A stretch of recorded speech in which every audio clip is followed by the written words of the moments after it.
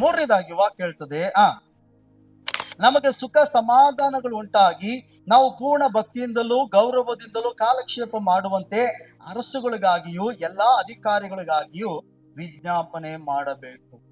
ಯಾರಿಗಾಗಿ ಪ್ರಾರ್ಥನೆ ಮಾಡಬೇಕು? ಮೂರನೇದಾಗಿ ಅಧಿಕಾರಿಗಳಿಗೋಸ್ಕರ. ಹೇಳಿ, ಯಾರಿಗೋಸ್ಕರ? ಅಧಿಕಾರಿ, ಅರಸರುಗಳಿಗೋಸ್ಕರ. ಅರಸರು ಅಂದ್ರೆ ಯಾರು? ಅರಸರು ಅಂದ್ರೆ ಯಾರು? ರಾಜಕಾರಣಿಗಳು, ನಮ್ಮನ್ನ ಆಳುವಂತ ನಾಯಕರುಗಳು. ಅರ್ಥ ಐತ್ರ? ರಾಜರು, ಅರಸರುಗಳು ಅಂತ ಹೇಳುವಾಗ ಈಗ ರಾಜಕಾರಣಿ, ಮುಖ್ಯಮಂತ್ರಿಗಳು, ಪ್ರಧಾನಮಂತ್ರಿ, ಸಚಿವರುಗಳು, ಎಂಪಿಗಳು, MLAಗಳು. ಅರ್ಥ ಐತ್ರ? ಮತ್ತೆ ವಾರ್ಡ್ ಅಲ್ಲಿ ಗೆದ್ದಿರುವಂತ ಅಧಿಕಾರಿಗಳು, ವಾರ್ಡ್ ಮೆಂಬರ್ಗಳು, ಪಂಚಾಯತಿ, ಜಿಲ್ಲಾ ಪಂಚಾಯತಿ ಮೆಂಬರ್ಗಳು, ಮತ್ತೆ ಅವ್ರ ಕೆಳಗಡೆ ಇರುವಂತ ಎಲ್ಲ ಅಧಿಕಾರಿಗಳು, ಇವ್ರಿಗಾಗಿ ಪ್ರಾರ್ಥನೆ. ಯಾಕೆ ಪ್ರಾರ್ಥನೆ ಮಾಡ್ಬೇಕು? ನೀನು ಸುಖವಾಗಿರ್ಬೇಕಂತ. ಹಲ್ಲೆಲೂಯಾ. ನೋಡ್ರಿ, ವಾಕ್ಯ ಏನ್ ಹೇಳ್ತದೆ ಗಮನಿಸ್ರಿ.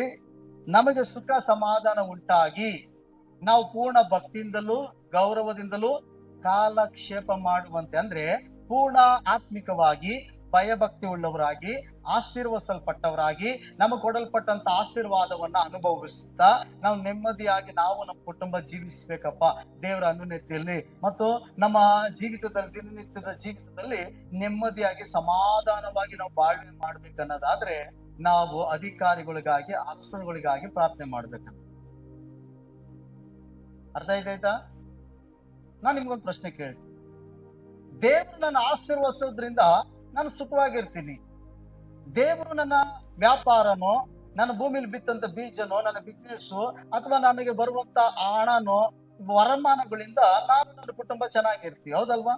ಅವಾಗ ನಮಗೆ ಸುಖ ಸಮಾಧಾನ ಉಂಟಾಗ್ತದೆ. ನನ್ನ ಮನೇಲಿ ಸಾಲನು, ಕೊರತೆಗಳು, ಹಣದ ಪರಿಸ್ಥಿತಿ ಎಲ್ಲೂ ಕೂಡ ನನಗೆ ಆದಾಯ ಬರ್ತಿಲ್ಲ ಅಂತಂದ್ರೆ ನಾನು ಸುಖವಾಗಿರಕ್ಕಾಗಲ್ಲ.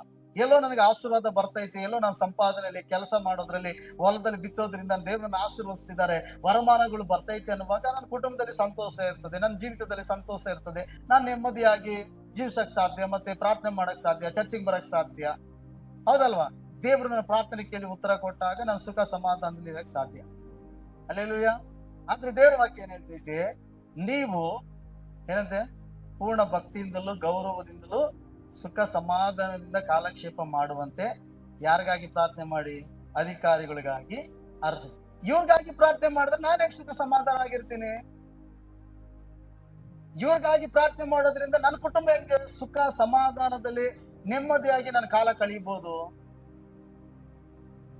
ದೇವ್ರನ್ನ ಆಶೀರ್ವಾದ ಮಾಡೋದ್ರಿಂದ ನಾನು ಸುಖ ಸಮಾಧಾನವಾಗಿರ್ಬೋದು, ಹೌದಲ್ವಾ?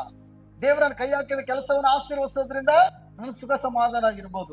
ದೇವರನ್ನು ಒಳ್ಳೆ ಆರೋಗ್ಯ ಕೊಡೋದ್ರಿಂದ ನಾನು ಸುಖ ಸಮಾಧಾನ ಇರಬಹುದು, ಹೌದಲ್ವಾ? ಹಾಗಾದ್ರೆ ದೇವ್ರು ಹೇಳ್ತಾನೆ, ನೀವು ಪೂರ್ಣ ಭಕ್ತಿಯಿಂದಲೂ ಭಯದಿಂದಲೂ ಗೌರವಿತವಾಗಿ ನಡ್ಕೊಂಡು ಮತ್ತೆ ಪೂರ್ಣ ನಿಮ್ಮ ದಿನಗಳಲ್ಲಿ ಸಮಾಧಾನವಾಗಿ ಕಾಲಕ್ಷೇಪ, ಅಂದ್ರೆ ನಿಮ್ಮ ದಿನಗಳನ್ನ ಸಮಾಧಾನವಾಗಿ ಒಳ್ಳೆತನದಲ್ಲಿ ಕಾಲಗಳನ್ನ ಕಳೀಬೇಕನ್ನೋದಾದ್ರೆ ಇವರಿಬ್ಬರಿಗಾಗಿ ಪ್ರಾರ್ಥನೆ ಮಾಡಿ ಅಂತ ಹೇಳ್ತಂತೆ. ಯಾರಿಗೆ? ನಾನು ಹೇಳೋದು ಅರ್ಥ ಆಗ್ತೈತೆ ನಿಮ್ಗೆ? ನಾನು ಇವ್ರಿಗಾಗಿ ಪ್ರಾರ್ಥನೆ ಮಾಡೋದ್ರಿಂದ ನಾನೇನು ಸುಖವಾಗಿರ್ತೀನಿ? ನನಗಾಗಿ ನಾನು ಪ್ರಾರ್ಥನೆ ಮಾಡ್ಕೊಂಡ್ರೆ ನಾನು ಸುಖವಾಗಿರ್ತೀನಿ. ಅರ್ಥ ಆಯ್ತಾ? ಈ ಪ್ರಶ್ನೆಗೆ ಯಾರು ಉತ್ತರ ಕೊಡೋದಿದ್ರೆ ಕೊಡಿ. ಅವ್ರಿಗಾಗಿ ಅರ್ಥ ಆಯ್ತಾಯ್ತಾ? ಅರ್ಥ ಆಗಿಲ್ಲಲ್ಲ? ಎದ್ ಬರಮ್ಮ, ಇಲ್ಲಿ ನಿಂತ್ಕೊ. ಈಗ ಇಬ್ರು ವ್ಯಕ್ತಿ ಇದ್ದೀವಿ. ಈಗ ನನಗೆ ದೇವ್ರು ಹೇಳ್ತಿದ್ದಾನೆ, ಈ ಒಂದು ಅಧಿಕಾರದಲ್ಲಿರುವಂತ ಈ ಮಗಳಿಗಾಗಿ ಪ್ರಾರ್ಥನೆ ಮಾಡು, ನೀನು ಸುಖವಾಗಿರ್ತೀವಿ ಅಂತ ಹೇಳ್ತಿದ್ದಾನೆ. ಅರೆ, ಈ ಅಮ್ಮ ದುಡ್ದು ಸಂಪಾದನೆ ಮಾಡಿದ್ರೆ ತಿಂಗಳಿಗೆ ಒಂದು 50,000 40,000 ಸಂಬಳ ಬಂದ್ರೆ ಅವ್ರ ಹೆಂಡತಿ ಮಕ್ಳು, ಅವ್ರ ಗಂಡ, ಅವ್ರ ಮಕ್ಕಳು, ಅವ್ರ ಅಥವಾ ಮದುವೆ ಹಾಕಿಂತ ಮುಂಚೆ ಒಂದ್ ವೇಳೆ ಕೆಲಸ ಸಿಕ್ಕಿದ್ರೆ ಅವ್ರ ತಂದೆ ತಾಯಿ, ನೆಗೆಬೇಡ ಸುಮ್ಮನೆ ಅಂತಕ, ಅವ್ರ ತಂದೆ ತಾಯಿ, ಅವರ ತಮ್ಮನ, ಅಣ್ಣನ, ಇವ್ರ ಫ್ಯಾಮಿಲಿ ಚೆನ್ನಾಗಿರ್ತದಪ್ಪ. ಅವರು ಸುಖ ಸಮಾಧಾನದಲ್ಲಿ ಯಾವ ಕಷ್ಟನಿಲ್ಲದೆ ಕಾಲ ಕಳೀತಾರೆ. ನಾನು ಇವ್ರಿಗಾಗಿ ಪ್ರಾರ್ಥನೆ ಮಾಡೋದ್ರಿಂದ ನಾನೇನ್ ಸುಖವಾಗಿರಕಾಯ್ತದೆ? ಇವ್ರೇನ್ ಸಾಲದ ಸಂಬಳ ನನ್ ಕೊಡ್ತಾರ? ನಾನು ಇವ್ರು ನೋಡ್ಬೇಡಿ, ನಾನು ಹೇಳ್ತಾ ಇರೋದು ದೇವ್ರ ವಾಕ್ಯದ ಬಗ್ಗೆ. ಅರ್ಥ ಆಯ್ತೈತಾ? ನೀವು ಪ್ರಶ್ನೆ ಮಾಡಿ, ಸ್ವಾಮಿ ಹೇಳ್ತಿದ್ದಾನೆ, ನೀವು ಏನಂತೆ? ನಿಮಗೆ ಸುಖ ಸಮಾಧಾನ ಉಂಟಾಗಿ ನೀವು ಪೂರ್ಣ ಭಕ್ತಿಯಿಂದಲೂ ಗೌರವದಿಂದಲೂ ಕಾಲಕ್ಷೇಪ ಮಾಡುವಂತೆ ಅಧಿಕಾರಿಗಳಿಗಾಗಿ ಅರಸರುಗಳಿಗಾಗಿ ಪ್ರಾರ್ಥನೆ ಮಾಡಿ ಅಂತ ಹೇಳ್ತಾರೆ. ನನಗಾಗಿ ನಾನು ಪ್ರಾರ್ಥನೆ ಮಾಡ್ಕೊಂಡ್ರೆ ನನಗೆ ಆಸೆಗಳು, ನನ್ನ ಕೊರತೆಗಳು, ನನ್ನ ಸಮಸ್ಯೆಗಳು ತೀರಿದ್ರೆ ನಾನು ಸುಖವಾಗಿರಕ್ ಸಾಧ್ಯ. ಇವ್ರಿಗಾಗಿ ಪ್ರಾರ್ಥನೆ ಮಾಡೋದ್ರಿಂದ ಅಧಿಕಾರಿಗಳು ನಾನೇ ಸುಖವಾಗಿರ್ತೀನಿ. ಅರ್ಥ ಆಯ್ತಾ ಜನಕ್ಕೆ? ಹಾಗಾದ್ರೆ ಯಾವ ತರ ಪ್ರಾರ್ಥನೆ ಮಾಡ್ಬೇಕು ನಾನು? ಸ್ವಾಮಿ ಹೇಳ್ದಂಗೆ ಇವ್ರಿಗಾಗಿ ಪ್ರಾರ್ಥನೆ ಮಾಡೋದ್ರಿಂದ ನಾನು ಸುಖವಾಗಿರ್ತೀನ, ಇಲ್ಲ ನನಗಾಗಿ ನಾನೇ ಮಾಡ್ಕೊಳ್ಳೋದ್ರಿಂದ ಸುಖವಾಗಿರ್ತೀನ? ಕೇಳಿಸಿಲ್ಲ ಒಬ್ರು ಮಾತಾಡಿ.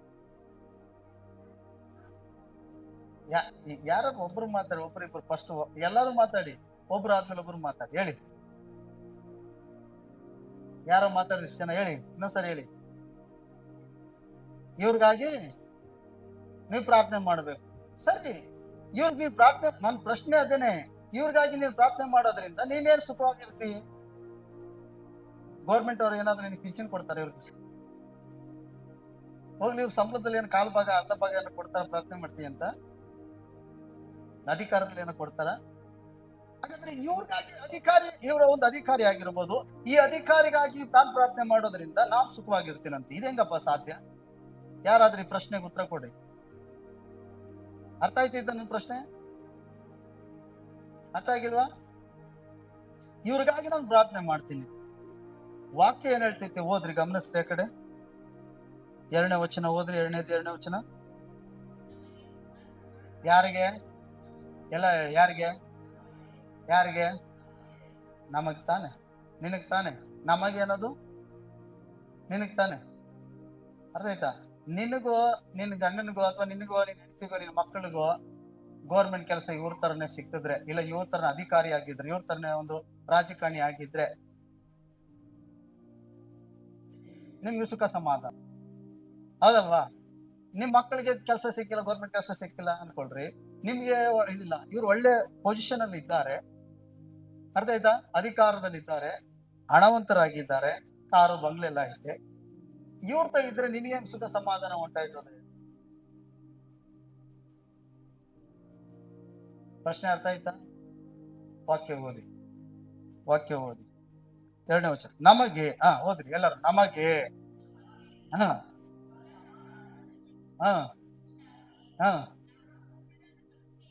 ಪೂರ್ಣ ಭಕ್ತಿಯಿಂದಲೂ ಗೌರವದಿಂದಲೂ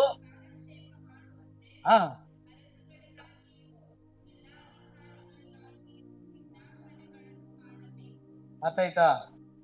ನೀನು ಸುಖವಾಗಿರ್ಬೇಕಂದ್ರೆ, ಭಯ ಭಕ್ತಿಲಿ ಆತ್ಮಿಕವಾಗಿ ಒಳ್ಳೆ ಕುಟುಂಬವಾಗಿ ದೇವರ ಅನ್ಯತೆಯಲ್ಲಿ ಬದುಕಬೇಕಾದ್ರೆ, ಚೆನ್ನಾಗಿರ್ಬೇಕಾದ್ರೆ ಅಧಿಕಾರಿಗೋಸ್ಕರ ಪ್ರಾರ್ಥನೆ ಮಾಡು ಅಂತ ಹೇಳ್ತೀನಿ. ಅರಸರಿಗಾಗಿ ಪ್ರಾರ್ಥನೆ ಮಾಡುವಂಥದ್ದು. ನಾನು ಪ್ರಶ್ನೆಗೆ ಬರ್ತಾನೆ ಇದ್ದೀನಿ, ನಿಮ್ಗೆ ಅರ್ಥ ಆಗ್ತಿಲ್ಲಲ್ಲ? ಈ ಅಧಿಕಾರಿಗಾಗಿ ಪ್ರಾರ್ಥನೆ ಮಾಡೋದ್ರಿಂದ, ಅರಸರಿಗಾಗಿ ಪ್ರಾರ್ಥನೆ ಮಾಡೋದ್ರಿಂದ ನಾನು ಹೆಂಗೆ ಸುಖವಾಗಿರ್ತೀನಿ? ಅಲ್ಲಿ ಓದುದ್ರಲ್ಲಿ ಏನಾರು ಅರ್ಥ ಆಯ್ತಾ? ಹಲ್ಲೆಲೂಯಾ. ಸರಿ, ನಾನು ವಿವರಿಸ್ತೇನೆ. ಪ್ರಿಯರೇ, ನಾನು ನನಗಾಗಿ ಪ್ರಾರ್ಥನೆ ಮಾಡೋದ್ರಿಂದ ದೇವರು ನನ್ನ ಆಶೀರ್ವದಿಸಬಹುದು, ನನಗೆ ಆರೋಗ್ಯ ಕೊಡಬಹುದು, ಹಣ ಕೊಡಬಹುದು, ನನ್ನ ಕೆಲಸಗಳನ್ನ ಆಶೀರ್ವದಿಸಬಹುದು, ನನ್ನ ಕುಟುಂಬನ ಆಶೀರ್ವದಿಸಬಹುದು, ನನ್ನ ಮನೆತನ ಆಶೀರ್ವಾದ ಮಾಡಬಹುದು. ಹಾಗಾದ್ರೆ ಅವೆಲ್ಲವೂ ಕೂಡ ಪೂರ್ಣ ಭಯ ಭಕ್ತಿಯಲ್ಲಿ, ದೇವರ ಅನ್ಯೋನ್ಯತೆಯಲ್ಲಿ ದಿನಗಳನ್ನು ನನ್ನ ಕಳಿಬೇಕನ್ನೋದಾದ್ರೆ, ಅವೆಲ್ಲವನ್ನ ನಾನು ಅನುಭವಿಸ್ಬೇಕಂದ್ರೆ ನನಗೆ ಪ್ರಾಮುಖ್ಯವಾದದ್ದು ಈ ಅಧಿಕಾರಿ.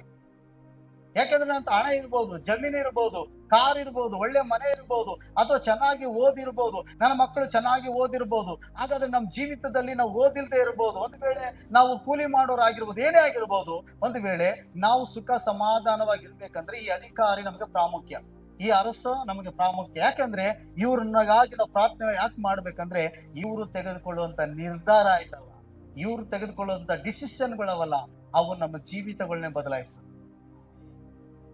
ಅರ್ಥ ಆಯ್ತಾ? ನೋಡಿ, ಪ್ರಧಾನ ಮಂತ್ರಿಯವರು ಒಂದು ಡಿಸಿಷನ್ ತಗೊಂಡ್ರು, ಒಂದು ನಿರ್ಧಾರ ತಗೊಂಡ್ರು, ನೋಟ್ ಬ್ಯಾನ್ ಮಾಡ್ತೀನಿ ಅಂತ. ಅದು ಎಲ್ಲರ ಮೇಲೆ ಪರಿಣಾಮ ಬೀಳ್ತಾ? ಆ ದಿನಗಳು ಎಷ್ಟು ಕಷ್ಟಕರವಾಗಿತ್ತು, ಹೌದಲ್ವಾ? ಈಗ ನಮ್ದು ಹಣ ಇದೆ, ಬಟ್ ಆದ್ರೆ ಅದೆಲ್ಲ ಏನ್ ಅಂದ್ಬಿಟ್ಟು ಒಂದೇ ರೇಟ್ಗೆ ಕಾಗದ ತುಂಡದು ಅಂದ್ಬಿಟ್ರು. ಯಾರು ತಗೊಂಡಿತ್ತು ಇದು ತೀರ್ಮಾನ? ಒಬ್ಬ ಅಧಿಕಾರಿ. ಈಗ ನಿಂತು ಬಂಗಾರ ಇರ್ಬೋದು, ಭೂಮಿ ಇರ್ಬೋದು, ನಾಳೆ ದಿನ ಅದು ನಡೆಯಕ್ಕಿಲ್ಲ ಅಂತ ಅಂದ್ಬಿಟ್ರೆ ಏನ್ ಮಾಡ್ತೀವಿ? ವ್ಯಾಲ್ಯೂನೇ ಇಲ್ಲ ಅಂದ್ಬಿಟ್ರೆ. ಅರ್ಥ ಇದೈತೆ ನಾನು ಹೇಳೋದು? ನಿನಗೇನ್ ದೇವ್ರ ಆಶೀರ್ವದಿಸಿದಾನೋ, ಏನ್ ಕುಟುಂಬ ಕೊಟ್ಟಿದ್ದಾನೋ, ಏನ್ ಮಕ್ಕಳು ಕೊಟ್ಟಿದ್ದಾನೋ, ಆ ತಲೆಮಾರುಗಳು ಚೆನ್ನಾಗಿರ್ಬೇಕು, ನಿನ್ ಜೀವಿತ ಚೆನ್ನಾಗಿರ್ಬೇಕು, ನೀನು ಸುಖವಾಗಿ ನೆಮ್ಮದಿಯಾಗಿರ್ಬೇಕಂದ್ರೆ ಈ ಅಧಿಕಾರಿ ಅನ್ನೋದು ಬಹಳ ಪ್ರಾಮುಖ್ಯ. ಯಾಕೆಂದ್ರೆ ನಾವು ನಿರ್ಧಾರ ಮಾಡೋದಕ್ಕಾಗಲ್ಲ. ನಾವು ನಿರ್ಧಾರ ಮಾಡೋದು ನಮ್ಮ ಮನೆಯಲ್ಲಿ, ಯಾಕಂದ್ರೆ ನಮ್ಮ ಮನೇಲಿ ನಾವು ಅಧಿಕಾರಿಗಳಾಗಿರ್ತೀವಿ. ನಮ್ಮ ಮನೇಲಿ ಏನ್ ಇವತ್ತು ಬೇಡ ಮಟನ್ ಸಾಂಬಾರ್ ಮಟನ್ ಮಾಡ್ತಾರೆ, ಬೇಡ ಇವತ್ತು ಹೋಳಿಗೆ ಮಾಡೋದು ನಮ್ ಇಷ್ಟ. ಆದ್ರೆ ದೇಶದ ಚುಕ್ಕಾಣಿ ಹಿಡ್ಕೊಂಡಿರುವಂತ ವ್ಯಕ್ತಿಗಳು, ದೇಶದ ಮೇಲೆ ರಾಜ್ಯದ ಮೇಲೆ ದೊರೆತನ ಮಾಡುವ ಅಧಿಕಾರಿಗಳು, ಅರಸರು, ಇವರು ತೆಗೆದುಕೊಳ್ಳುವ ಒಂದೊಂದು ನಿರ್ಧಾರ, ನೀನು ಓದಿದ್ಯೋ ಓದಿಲ್ವೋ, ನಿನ್ನ ಹಳ್ಳಿಲಿದ್ಯೋ ಸಿಟಿಲಿದ್ಯೋ, ನೀನು ಯಾವ ಉತ್ತಮವಾದ ಸ್ಥಿತಿಲಿದ್ಯೋ ಹೀನವಾದ ಸ್ಥಿತಿಲಿದ್ಯೋ, ಎಲ್ಲವನ್ನ ಬದಲಾಯಿಸ್ತದೆ.